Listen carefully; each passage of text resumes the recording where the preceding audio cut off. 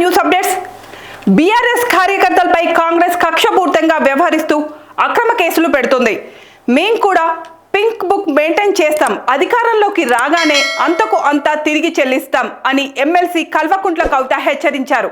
గురువారం ఆమె జనగామ, పెంబుర్తి, భువనగిరిలో విలేకరులతో మాట్లాడుతూ తాము కూడా అందరి లెక్కలు రాసి పెట్టుకుంటామని, తమకు ఉద్యమం ఎలా చేయాలో, లెక్కలు ఎలా రాసుకోవాలో జయశంకర్ సార్ నేర్పించారు. అక్రమ కేసుల నుంచి తమ కార్యకర్తలను కాపాడుకుంటామని, అధికారంలోకి రాగానే కాంగ్రెస్ లెక్కలు తీసి అంతకు అంతా తిరిగి చెల్లిస్తామని చెప్పారు. అటు రాహుల్ గాంధీకి, ఇటు రేవంత్ రెడ్డికి భయం పట్టుకుందని విమర్శించారు. వరంగల్లో ప్రకటించిన రైతు డిక్లరేషన్లో పావలా వంతు కూడా అమలు చేయలేదని, దీనిపై ఎక్కడ నిలదీస్తారనే భయంతోనే రాహుల్ గాంధీ తన వరంగల్ పర్యటన రద్దు చేసుకున్నారని ఎద్దేవా చేశారు.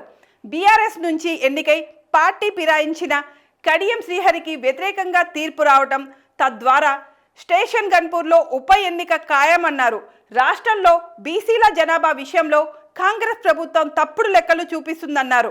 కాంగ్రెస్ ఎమ్మెల్యేలు తమ నియోజకవర్గంలో పనులకు 10 నుంచి 15% కమిషన్లు తీసుకుంటున్నారని ఆరోపించారు.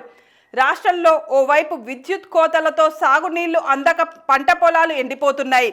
మరోవైపు కాంగ్రెస్ ప్రభుత్వం కనీసం తాగునీరు కూడా ఇవ్వలేకపోతుందని బీఆర్ఎస్ ఎమ్మెల్సీ కవిత అన్నారు. యాదాద్రి, భువనగిరి, జనగామ జిల్లాల్లో తాగునీటి సమస్యల కథనాలను ఎక్స్ వేదికగా ప్రస్తావించారు. ఆలేరు, భువనగిరి, జనగామ నియోజకవర్గాల్లో కేసీఆర్ హయాంలో కాళేశ్వరం ద్వారా గోదావరి జలాలు ఇంటింటికి మిషన్ భగీరథ ద్వారా తాగునీరు అందించారని గుర్తు చేశారు.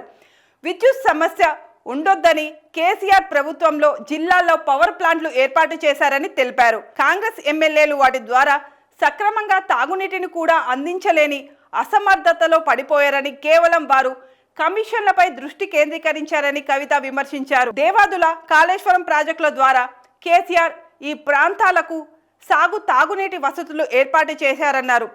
సమ్మక్క సారాలమ్మ 90% పూర్తి చేయగా అసంపూర్తి 5% పనులను కాంగ్రెస్ దద్దమ్మ ప్రభుత్వం ఏడాదిగా పూర్తి చేయలేకపోయిందని విమర్శించారు.